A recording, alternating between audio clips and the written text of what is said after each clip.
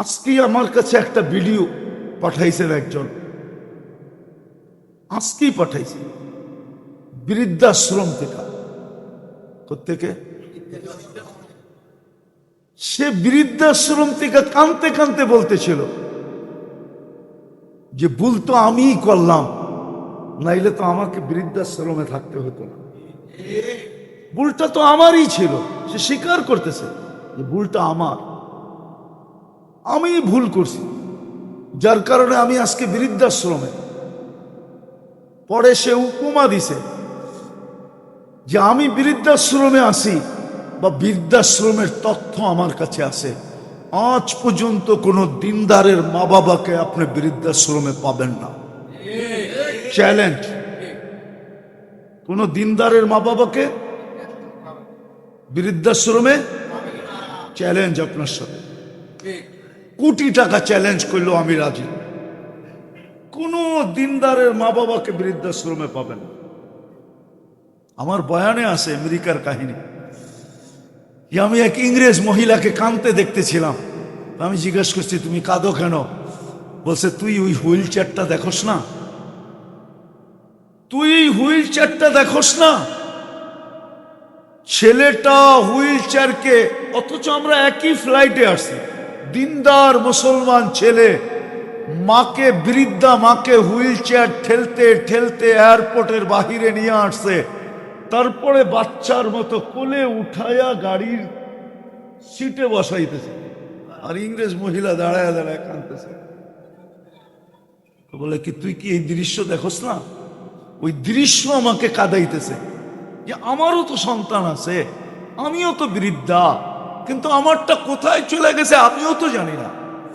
বৎসরে একদিন আসে মাদার ডে, একটা কেক নিয়ে আসে, তাছাড়া তো আমি জানি না স্যার তার রাত্র কোথায় কাটে, দিন কোথায় কাটে, সে কোথায় থাকে আমি তো জানি না। বেশি সময়ই তো তাকে মোবাইলে পাওয়া যায় না। কিন্তু এটাকে দেখ, বাচ্চার মতো মাকে কোলে করে গাড়ির সিটে বসাইতেছে। দিনদার, দিনদারের সন্তান কোনোদিন, দিনদার সন্তান জান দিবে কিন্তু মা বাবাকে কোনোদিন বৃদ্ধাশ্রমে দিবে না।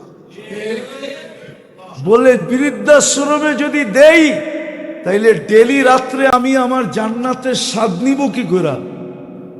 দিনদার সন্তান তো মা বাবার পায়ে চুমা দিবে, আর মা বাবা কাইপা ওইটা বসবে পায়ে চুমা। তো দিনদার সন্তান তো বলবে পায়ে চুমা দেই না, জান্নাতের স্বাদ নিতেছি, স্বাদ তোমাদের পায়ের নিচেই তো আমার জান্নাত।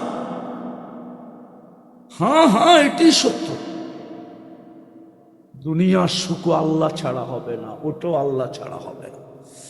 কিন্তু প্রশ্ন হইল আল্লাহকে পাবো কি করে? এটাই শেষ করতেছি। আল্লাহকে পাওয়ার জন্য আল্লাহ সহজ পদ্ধতি দিছিলেন, মুহাম্মাদুর রাসূলুল্লাহ। আল্লাহর রসুলের আদর্শে আদর্শবান হইলেই আল্লাহ পাওয়ার গ্যারান্টি ছিল। তাইলে যুবকদেরকে প্রতি 14 তারিখে, প্রতি বছর 14 তারিখে ওদেরকে শেক খাইতে হতো না। ওরা প্রত্যেক 14 তারিখে শেক খায়। জিগান অগ সবগুলার চেহারা বলে শেক খাওয়া। ওরা বয়ে মিছিল করতে পারতেছে না, নাইলে ওরা তো ডেলি মিছিল করতো সোনার গায়ে। এক এক বাড়ির সামনে যে মিছিল করতো আর বলতো শেখ খেয়েছে আমার ভাই, অমুকের রক্ষা নাই, বাইরো বাড়ির থেকে ফুলও নিলি, হোটেলও খাইলি, পার্সেলও নিলি, অঙ্গীকারও দিলি, তারপরে বাড়িতে আইসা জুতা পাঠায়া দিলি, তোর রক্ষা নাই, রাস্তায় বাইরো। ঠিক না? ওই যে দেখেন হাসে ওরা। হ্যাঁ হ্যাঁ, সত্য, কসম খোদার। মুহাম্মদুর রাসূলুল্লাহর আদর্শ হলো আল্লাহ পাওয়ার জন্য, জান্নাত পাওয়ার জন্য। আজকে আমরা মুহাম্মদুর রাসূলুল্লাহ সাল্লাল্লাহু আলাইহি ওয়াসাল্লামই ভুলে গেছি। আর এই মাদ্রাসাগুলা কেন জানেন? মাদ্রাসাগুলা দোকান, ফ্যাক্টরি, মুহাম্মদুর রাসূলুল্লাহর আদর্শকে কিয়ামতের সকাল পর্যন্ত ধরে রাখার জন্য, জীবিত রাখার জন্য। জানি না কখন কোন কাস্টমার চলে আসবে।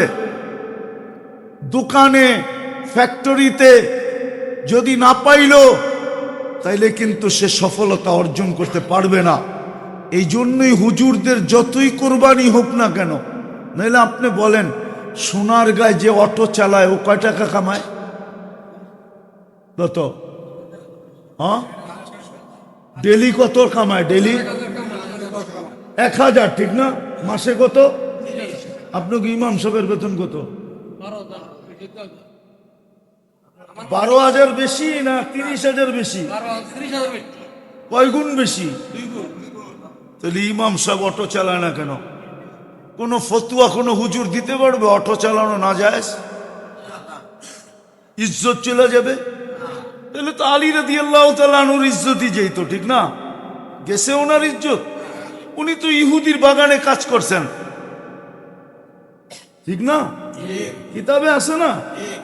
আলী রাদিয়াল্লাহু তাআলা আনহু ব্যবসায়ী ছিলেন না, মজদুর ছিলেন। ওনার পেশা ছিল মজদুরি।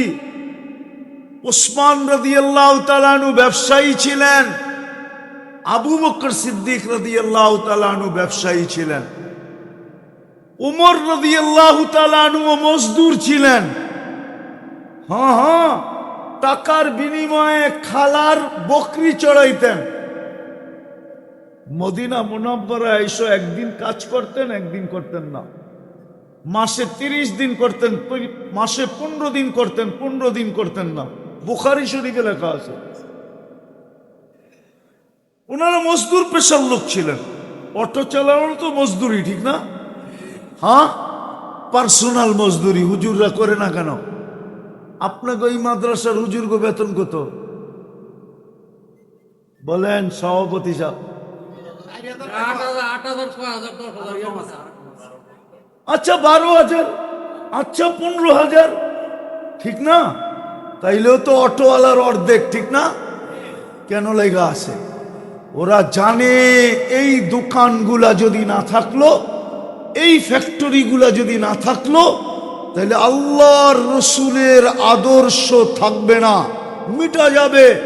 আর আল্লাহর রসুলের আদর্শ যদি না থাকলো, তাইলে আল্লাহ যে মুহাম্মদুর রসুল্লাহকে আল্লাহ পাওয়ার জন্য সবচেয়ে বড় আদর্শ বানায় পাঠাইলেন। কুরআন বলে ইন তুতিউহু তাহতাদু। কুরআন বলে ফাত্তাবিউনি ইউহিব্বুকুমুল্লাহ। কুরআন বলে মান আতা আর রাসূল ফাকাদ আতা আল্লাহ। আর কটা দেখামু? বাদ তো একটা টিপলেই হয়। আমি তো 3টা কোরআনের থেকে দেখাইলাম। আল্লাহ বলে হেদায়েত পাইতে চাও তো বন্ধুর আদর্শ, আমার ভালোবাসা পাইতে চাও তো বন্ধুর ভালোবাসা। কোরআনে আরেকটা দিব, ওয়াস্তাগফিরুল্লাহ ওয়াস্তাগফার লাহুর রাসূল লাওয়াজাদুল্লাহ তাওয়াবার রহিমা। আল্লাহ বলে কেউ যদি আমার কাছে মাপ চায় তো আমি ওর দিকে তাকাবো না, ওর গুনার দিকে তাকাবো না। আমি দেখব ও বন্ধুর রঙে কতটুক রঙিন। বন্ধুর রঙে রঙিন হইতে দেরি, আমি মাফ করে দিতে দেরি করবো না। কুরআন বলে, আমি তো কুরআন দিতেছি। কি হাফেজ আছে এখানে কেউ? কে আপনি হাফেজ? ওয়াস্তাগফিরুল্লাহ ওয়াস্তাগফারা লাহুর রাসূল লাওয়াজাদুল্লাহ তাওয়াবার রহিমা। কোরআন তো ভুল তো পড়ি নাই। আল্লাহ তো গ্যারান্টি দিতেছে যে গুনাহ করে যদি আমার কাছে মাপ চায় তা আমি তো ওর গুনার দিকে দেখবো না। কি গুনাহ করলো, কত করলো, কে করলো, আমি তো দেখবো বন্ধুর সাথে মিল কতটুকু। ওয়াস্তাগফারা লাহুর রাসূল। আফসোস তো এটাই লাগে, জাতির জন্য আফসোস এটাই লাগে। জাতি বুঝলো না এই মাদ্রাসাগুলা কেন। ওলামারা মসজিদে এত কম বেতন নিয়ে পয়রা থাকে কেন? এই মক্তব মাদ্রাসাগুলা কেন? ওলামা বুঝলো না, মানুষ আমার জাতি বুঝলো না। জাতির দোষ দিতেছি না, আমারই কপালের দোষ দিতেছি। আমি বুঝাইতে পারলাম না যে মুহাম্মদুর রাসূলুল্লাহ সাল্লাল্লাহু আলাইহি ওয়াসাল্লাম হইলেন আল্লাহ পাওয়ার জন্য সবচেয়ে বড় চাবি কাঠি, আদর্শ। এই আদর্শ কিয়ামতের দিন ধরে রাখার জন্য এই জন্য আসেন মেরে দোস্ত। দুনিয়া কয়দিন থাকবেন এখানে? রাগ হয়ে যায় না? রাগ হয়ে যাবেন?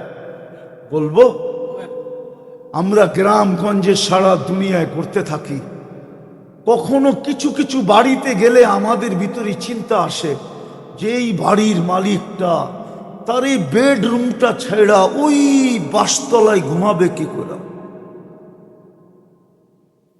সে কি কখনো বেডরুমে খাটে ঘুমায়া শুয়া বা বৈশা কখনো চিন্তা করে যে আমার এত সুন্দর সুসজ্জিত বেডরুম, চতুর্দিকে পর্দা, নিচে কার্পেট, সুঘ্রাণ মুহিত, এসি চলমান, আমি এই বেডরুম ছেড়া আমি ওই বাসতলায় কিভাবে ঘুমাবো? কোনোদিন কি একবারও সে ভাবে? যদি ভাবতো তাহলে হয়তো দেখা যেত একদিন ভাবনা তার চোখের কোনা দিয়া পানি নিয়ে আসতো, দিলের ভিতরে তার আফসোস হইতো, হায় এত সুন্দর বেডরুম ছেড়া চলে যাব। হতে পারতো তার হায় বলাটা হাদিসের আলোকে বলতেছি, এইখানে থাকতো না, তার হায়টা কিন্তু আল্লাহর আরশ পর্যন্ত কাঁপায়া দিতে পারত। আল্লাহ তাকে শুনানো ব্যতীত ঘোষণা দিয়েও দিতে পারতো, বান্দা তুই হায় বললি, যা তোকে মাফ করে দিলাম, তোর বেডরুম আর কি, তোর কবরকে আমি জান্নাতের বেডরুম বানায় দিব। যেটাকে আল্লাহ রসুল জান্নাতের বাগান বলছে, জান্নাতের বাগান বানায় দিব। আসেন তওবা করি, আল্লাহর রসুলের আদর্শে আদর্শবান। আজকে উম্মতের দুর্দশা এই জন্যই, মুসলিম জাতির দুর্দশা এই জন্যই, যদিও 250 কোটি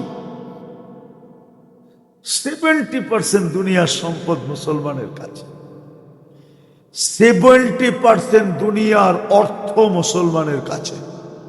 বিশ্বাস হয় না? নাইলে 4 দেশের কাছে দুনিয়ার সবচেয়ে বড় কারেন্সি হইতো কেন? 4টাই মুসলমান। আমেরিকার টাকা বড়, ব্রিটেনের টাকা বড়, ইউরোপের টাকা বড়, অস্ট্রেলিয়ার টাকা বড়, সিঙ্গাপুরের টাকা বড়, জাপানের টাকা বড়, কুয়েতের চেয়ে বড় টাকা দুনিয়ার কারো কাছে নাই, বাহরাইনের চেয়ে বড় টাকা দুনিয়ার কারো কাছে নাই, ওমানের চেয়ে বড় টাকা দুনিয়ার কারো কাছে নাই, ব্রুনাইয়ের চেয়ে বড় টাকা দুনিয়ার কারো কাছে নাই। আপনি আমাকে চিনাইতে হবে না, আমি এগুলো বাঙ্গায়া বাঙ্গায়া বলতেছি। কি হাতে নাইরা নাইরা বাঙ্গায়া বাঙ্গায়া বলতেছি, বাঙ্গায়া। আমি দুনিয়ার বহুত দেশে বাঙ্গাইছি, আমি বাঙ্গায়া বলতেছি। কুয়েতের 1 টাকা দিলে আমেরিকার $5 পাওয়া যায়। $5 কত? $5 পাওয়া যায়, $5। আমি কাহিনী শুনানের অভ্যস্ত না। আমি একবার কুয়েত এয়ারলাইন্সে যেতেছিলাম নিউ ইয়র্ক। তা আমি যখন প্লেনে যেতেছিলাম, কুয়েত থেকে যখন নিউ ইয়র্কের ফ্লাইট ছাড়ছে, তো ঢাকার থেকে তো প্যাসেঞ্জার ভরা ছিল, এখানে যে ফ্লাইট চেঞ্জ হয়ে গেছে, বড় ফ্লাইট, কিন্তু আমি দেখতেছি অর্ধেক দিয়া পর্দা দেওয়া। আমি জিজ্ঞেস করলাম পর্দা দেওয়া কেন? তো যাকে জিজ্ঞেস করতেছিলাম ওই পর্দা দিছে। তো বলতেছিল আমার ছেলেকে নিয়ে আমি নিউ ইয়র্কে যেতেছি, আমার ছেলে অসুস্থ, অর্ধেক ফ্লাইট আমার চার্টার্ড করা। আর করবে না কেন? 1 টাকা দিলেই তো $5 পাওয়া যায়, 1000 দিলে 5000, 1 লাখ দিলে $5 লাখ, ঠিক না? আমারে জিজ্ঞেস করছে তুই কোন দেশের? আমি কি বাংলাদেশি। তো আরবি শুনা বলতেছে তুই আরবি বলস? আমি কি করস? আমি আরবি পড়াই। তা আমাকে বলতেছে তোর সিট কোথায়? আমি বলি ইকোনমিতে। সস্তা সিটে যেতেছি না, তো আমাকে বলতেছে পিছনেরটা পুরা খালি, আমি, আমার ওয়াইফ আর আমার সন্তান, তুই এক কাজ কর পিছনে আয়। কি আমারে ভিতরে নিয়ে গেছে, তো পুরা বেড খাট বানায় আমারে কয় তুই ঘুমায় যা, ফ্লাইট কিন্তু 13 ঘন্টা, তুই ঘুমা। হ্যাঁ, আমি ঘুমাইতে ঘুমাইতে ঘুমাইতে ঘুমাইতে কাহিল হয়ে গেছি, তারপরও ঘুম শেষ হয় না, রাস্তা শেষ হয় না। সবচেয়ে বড় টাকা দিছে আল্লাহ দুনিয়াতে কুয়েত আলাদেরকে, তারপরে বাহরাইন $4 পাওয়া যায়, তারপরে ওমান $3.5 পাওয়া যায় 1 টাকায়, তারপরে দিছে ব্রুনাই, ব্রুনাইয়ের 1 টাকা দিলে 1 গাঠি ডলার পাওয়া যায়, 1 গাঠি ডলার। আমি গুইরা বলতেছি, গুইরা মুসলমানের এই দুরবস্থা আজকে শুধু মুহাম্মদুর রাসূলুল্লাহকে ছেড়ে দেওয়ার কারণে। আজকে আমাদের জীবনে মুহাম্মদুর রাসূলুল্লাহ যতটুকু ঘৃণিত, যতটুকু অবহেলিত, যতটুকু দীক্ষিত, আগের শব্দটা বললাম না, অতীতে কোনোদিন ছিল না। আজকে আমাদের সমাজে মুসলিম জীবনে মুহাম্মদুর রাসূলুল্লাহ লাঞ্ছিত, অবহেলিত, দীক্ষিত, ঘৃণিত। একটা কথা মনে রাখেন, কবরের প্রথম প্রশ্ন আপনি যেটা জানেন, ইমাম বুখারী আপনার সাথে একমত না। আপনি জানেন কবরের প্রথম প্রশ্ন হইল মান রব্বুকা, কবরে ইমাম বুখারী বলে না মান রব্বুকা জিজ্ঞাসা করবে না, কবরে তো আল্লাহ প্রথম জিজ্ঞাসা করবে মা কুনতা তাকুলু ফি হাদার রাজুলি মুহাম্মাদিন। ইমাম বুখারী পুরা হাদিস নিয়ে আসছেন, এক জায়গায় নিয়ে আসেন নাই, 10 জায়গায় নিয়ে আসছেন। উনি একা আনেন নাই, ওনার সাথে ইমাম মুসলিম রহমতুল্লাহ আলাইহি এসে যোগ দিছেন। এই দুইজনের মত হইল কোরআনে কবরে প্রথম প্রমাণ করতে হবে আমার বন্ধুর রঙে রঙিন কতটুকু ছিল, প্রমাণ করো। যদি করতে পারেন বাকি 2 প্রশ্ন জিজ্ঞাসা করা হবে না। একটার ভিতরে 3টা রাখা, একের ভিতরে মাঝে মাঝে দোকানে লেখা দেখেন না, একের ভিতরে 3। ইমাম বুখারীও বসে একের ভিতরে 3। আসেন, আজকে রসুলকে আমরা ছেড়া দিছি। আল্লাহ নিজের নাফরমানি সইতে পারে, আমার কথা মাইনা নেন সোনার গায়ের মানুষ। আল্লাহ নিজের নাফরমানি সইতে পারে, কিন্তু বন্ধুরটা সইতে পারে না। নিজের নাফরমানি সইতে পারে, অনেক সময় এটা হয় হয় হয় নাবুই যা বন্ধুর উপরে খেপা গেলে চিনে নাই, অথচ আপনার বন্ধুর সাথে আসছে, আপনি ওনাকে কিছু বলে ফেলছেন না বুঝা না চিনা, তো বন্ধু খেপে কি আমারে বললে আমি সয়া নিতাম, আমি তো এই লোকটাকে নিয়ে আসছি, এ তো আমার ঘনিষ্ঠ, এ তো আমার বন্ধু, তুই তো জিজ্ঞাসা করবি আমার কাছে যে লোকটা কে, আমার সাথে আসছে, তুই একে কেন অপমান করলি, আমাকে করতে আমি সয়া নিতাম। আল্লাহ বলে আমার নাফরমানি আমি সইতে পারি, বন্ধুরটা না। এই জন্য আল্লাহ দেরি করেন নাই, ওলামাকে জিজ্ঞাসা করেন, আল্লাহ 360টা মূর্তি তার ঘরের ছাদের উপরে আল্লাহ শোয়া নিছেন, উলঙ্গ তফ শোয়া নিছেন, আল্লাহর ঘরে বৈশা বাইতুল্লাহর পূজা শোয়া নিছেন, কিন্তু বন্ধুর উপরে আবু লাহাব আঙ্গুল উঠাইতে দেরি, তাব্বান লাকা বলতে দেরি, আল্লাহ সূরা তাব্বাত ইয়াদা দিয়া জিবরিলকে দৌড়ায় দিতে দেরি করেন নাই, জলদি হয়ে যাও, শুনিয়াকে শুনায় দাও তাব্বাত ইয়াদা, কারণ আমি বন্ধুরটা সইব না। আজকে মুসলমানের দুরবস্থা এই জন্য, মুসলমান এখন তেল মারা জাতি হয়ে গেছে, শুধু সবার পায়ে তেল মারে, পাও চাটা জাতি হয়ে গেছে, পাও চাটা। একদিন ছিল সারা দুনিয়া এদের পাও চাটত, আজকেও আমার কথা মিডিয়ায় চলে যাবে, সারা দুনিয়া সাইজ করতে মুসলমানের একদিন লাগে না। বিশ্বাস হয় আপনার? 57টা মুসলিম দেশ, কয়টা? 57টা মুসলিম দেশ যদি দুনিয়াকে বলে যে আমরা জোট হয়ে গেলাম, এক হয়ে গেলাম, আমরা আপোষে আমাদেরটা ভাগ করে খাবো, এক রুটি 57 ভাগ করে খাবো, তোরা ঠিক হবি তো তোদের সাথে আসি, ঠিক না তো তোদের সাথে নাই। আজকে বলুক, কালকে সারা দুনিয়া দেখেন কেমনে সাইজ হয়। দুনিয়ায় ব্র্যান্ডের জিনিস মুসলমানের চেয়ে কিছু কেউ বেশি ব্যবহার করে না। আপনি আমাকে বুঝাইতে পারবেন না। আমি দুনিয়া ঘুরি তো, আমি মিডিয়ায় তেমন একটা বিশ্বাসী না, আমি দুনিয়ায় চোখে দেখাই বিশ্বাসী। দুনিয়ায় সবচেয়ে বেশি ব্র্যান্ড ব্যবহার করে মুসলমান। আমি আপনাদের এই শিক্ষিত যুবকদেরকে বলতেছি, ওরা বাড়িতে যে সার্চ করুক, দুনিয়ায় সবচেয়ে বেশি ইন্টারনেট কারা ব্যবহার করে, গুগল ওকে অ্যান্সার দিবে মুসলমান। দুনিয়ার সবচেয়ে বেশি দামি রাডু গড়িকে ব্যবহার করে মুসলমান। দুনিয়ার সবচেয়ে দামি গেঞ্জিকে ব্যবহার করে মুসলমান। একটা তথ্য দিব আপনাদেরকে, $300 উপরে যদি আপনি বিল গেটসের কোন শার্ট প্যান্ট আমাকে দেখাইতে পারেন, আপনি যত বড় মজলিসে আপনার জুতার আমার গালে মারবেন, আমি কিচ্ছু বলবো না। উনি তো নেতা মানুষ, ওনারে বললাম যান, আজকে যে দেখেন $300 উপরে যদি একটা শার্ট প্যান্ট দেখাইতে পারেন, $300 তো ওর জন্য 300 টাকা, ঠিক না? কিন্তু আমি নারায়ণগঞ্জে দেখায় দিব, বাংলাদেশে আমাদের অনেক আমলা দেখায় দিব। আমি চিনি যারা সিঙ্গাপুরে একটা গেঞ্জি কিনছে, হাফ হাতার গেঞ্জি, আমি দেখছি সিঙ্গাপুরি $1200 দিয়া। কত কত কত? আমি নিজে চিনি, একটা কোট কিনছে, কোট লন্ডন থেকে, হ্যাঁ, ১,৫০০ পাউন্ড দিয়া, ১,৫০০ পাউন্ড। 1 পাউন্ডে 168 টাকা। দেখেন কয় টাকা হয় শুধু একটা কোট। আর বিল গেটসের যদি একটা শার্ট প্যান্ট আমাকে $300 উপরে দেখাইতে পারেন, আমি নেটের জগৎ গাইটা বলতেছি, কিন্তু এত বড় চ্যালেঞ্জ এমনি দিতেছি না, কেননা ওরা বিশ্বাস করে মাটি খাঁটি সোনা আদা, দামি কাপড় কিনে গাদা। এই প্রবাদ বাক্য ওরা বিশ্বাস করে।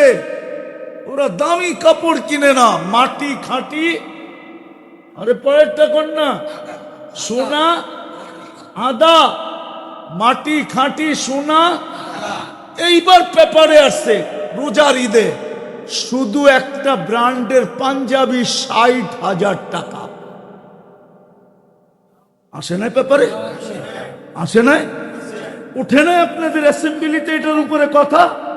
কি কি উঠে নাই? অ্যাসেম্বলি চিনেন? হ্যাঁ, কি সংসদে উঠে না এটার উপরে কথা? একটা পাঞ্জাবি কত টাকা? ৬০,০০০ টাকায় কয় ডলার? $৬০০ একটা পাঞ্জাবি। বলেন, হায় মুসলমান, দুনিয়ার সবচেয়ে ব্র্যান্ড ব্যবহার করো, তারপরও যায়া ওদের পাও চাটো। এই দুরবস্থা শুধু মুহাম্মদুর রাসূলুল্লাহ ছেড়ে দেওয়ার কারণে। আসেন আজকে তওবা করি, মুহাম্মদুর রাসূলুল্লাহ সাল্লাল্লাহু আলাইহি ওয়াসাল্লামকে আঁকড়ায় ধরি, আর এই প্রতিষ্ঠানগুলাকে দিলের ভিতরে জায়গা দেই। কেননা এই প্রতিষ্ঠানগুলা না থাকলে মুহাম্মদুর রাসূলুল্লাহর আদর্শ থাকবে না। কাল কিয়ামতের মাঠে মৃত্যুর পরে আপনাকে কেউ বাঁচাইতে আসবে না। যদি আসতো তাহলে কোরআন চিৎকার দিত না, ইয়াউমা ইয়াফিরুল মারউ মিন আখি ওয়া উম্মিহি ওয়া আবি ওয়া সাহিবাতিহি ওয়া বানি লিকুল্লি ইমরিইন মিনহুম শা'নুন ইউগনি লা ইয়াসআলু হামিমুন হামিমা লা ইউজসি ওয়ালিদুন আন ওয়ালাদিহি শাইআ ওয়া লা মাওলুদুন আন ওয়ালিদিহি শাইআ মা আগনা আন্নি মালিয়া হালাকা আন্নি সুলতানিয়া। এই চিৎকার কোরআন কোনদিন দিত না। কি তওবা করবেন? কে কে করবেন দেখি? পাক্কা? আল্লাহ কবুল করুক। বলে দেন আল্লাহ অতীত থেকে তওবা করলাম। নামা মুহাম্মদুর রাসূলুল্লাহর আদর্শকে আদর্শ বানান। সবচেয়ে বড় আদর্শ দুইটা বলবো। সবচেয়ে বড় আল্লাহ রসুলের আদর্শ হলো 5 ওয়াক্ত নামাজ। আজকের থেকে অঙ্গীকার করেন নামাজ ছাড়ব না। ওয়াদা। এর চেয়ে বড় অপরাধ কিচ্ছু হয় না। যদি হতো তাহলে পীরানে পীর আব্দুল কাদের জিলানী বলতেন না রহমতুল্লাহি আলাইহি, যে শুকর নাকি সকালবেলা ঘুমের থেকে উঠে আল্লাহকে বলে, আল্লাহ আমি এখন সামনে তাকাবো, আমার প্রথম দৃষ্টিটা যেন কোনো বেনমাজির উপরে না পড়ে। শুকর এই কথা বলতো না। সবচেয়ে বড় অপরাধ হলো নামাজ না পড়া, আল্লাহর ডাকে সাড়া না দেওয়া। দ্বিতীয় সবচেয়ে বড় অপরাধ হলো সারা দিনে 2, 4, 10 বার আল্লাহকে সরি না বলা। আল্লাহর রসুল বলেন, আমি ডেলি 70 বারের উপরে ইস্তেগফার করি। আপনার আমার ডেলি 100 বার ইস্তেগফার পড়া চাই। যেটাকে আমি সরি বললাম, আল্লাহকে কি বলা? সরি। ইস্তেগফার পড়া। তৃতীয় আরেকটা কাজ খুব সহজ, যেটা আল্লাহর রসুলের আদর্শের ভিতরে পড়ে। আল্লাহর রসুল ঘুমানোর আগে আমাদেরকে শিক্ষা দিয়েছেন, যখনই ঘুমাবা আল্লাহর কাছে মাপ চায়া ঘুমাও। হতে পারে তুমি একদিন ঘুমাবে আর উঠবে না, সুযোগ হাত থেকে চলে যাবে। এই জন্য আপনাদের পায়ে হাত দিয়া বলি, এই 3টা জিনিস 24 ঘন্টায় করব। পারবেন? প্রথম কি? দ্বিতীয় 100 বার ইস্তেগফার। তৃতীয় যখনই ঘুমাবো আল্লাহর কাছে মাপ চায় ঘুমাবো। ঘরেও শিখান, বাচ্চাদেরকে শিখান, অভ্যস্ত বানান। ইনশাআল্লাহ দেখবেন সুখ আর সুখ এই জীবনও হবে, ওই জীবনও হবে। আল্লাহ আমাদেরকে আমল করার তৌফিক দান করেন। ওমা আলাইনা ইল্লাল বালাগ। কারা সবক নিবে? কারা?